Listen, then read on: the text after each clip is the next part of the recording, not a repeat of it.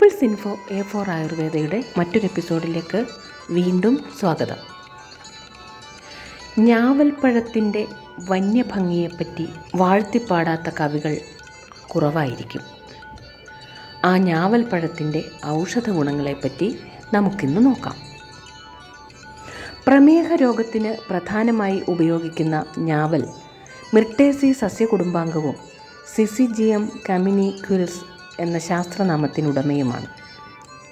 ഇന്ത്യയിൽ എല്ലായിടത്തും ഞാവൽ വൃക്ഷങ്ങൾ വളരുന്നുണ്ട്. കേരളത്തിലും സാധാരണയായി കാണുന്നു.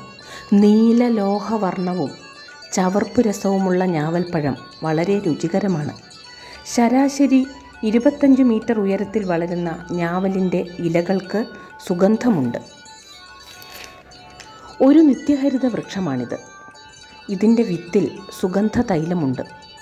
ജാംബൊലിൻ എന്ന ഗ്ലൂക്കോസൈഡും അലൂജിക് എന്ന അമ്ലഘടകവും ഇതിലുണ്ട്. ഞാവൽ ഫലത്തിൽ പ്രോട്ടീൻ, കാർബോഹൈഡ്രേറ്റ്, ഖനിജദ്രവ്യം, ജീവകം A, B, C എന്നിവയും സിറ്റോസ്റ്റിറോൾ, ബെറ്റുലിനക് ആസിഡ്, ടാനിൻ, ഹെലിക് ആസിഡ് എന്നിവ ഞാവൽ തൊലിയിലുമുണ്ട്.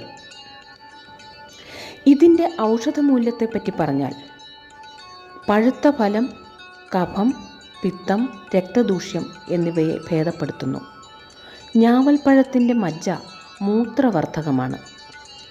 മൂത്രാശയ രോഗങ്ങൾക്കും പ്രമേഹത്തിനും ഫലപ്രദമായ ഞാവലിൻ്റെ ഇല, തൊലി, വിത്ത്, ഫലം എന്നിവ ഔഷധയോഗ്യമാണ്.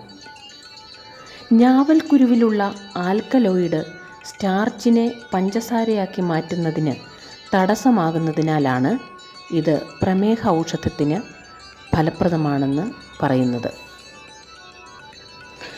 വിളർച്ച, രക്തക്കുറവ് തുടങ്ങിയ ശാരീരിക അവസ്ഥകളിൽ ഞാവൽപ്പഴം പതിവായി കഴിക്കുന്നത് വളരെയധികം ഗുണകരമാണ്. ജാബ്, മഹാഫലം, നീലഫലം, രാജജംബു, ജാംഫൽ, സുരഭിപത്ര എന്നിവയാണ് ഞാവലിൻ്റെ മറ്റു ഭാഷാനാമങ്ങൾ.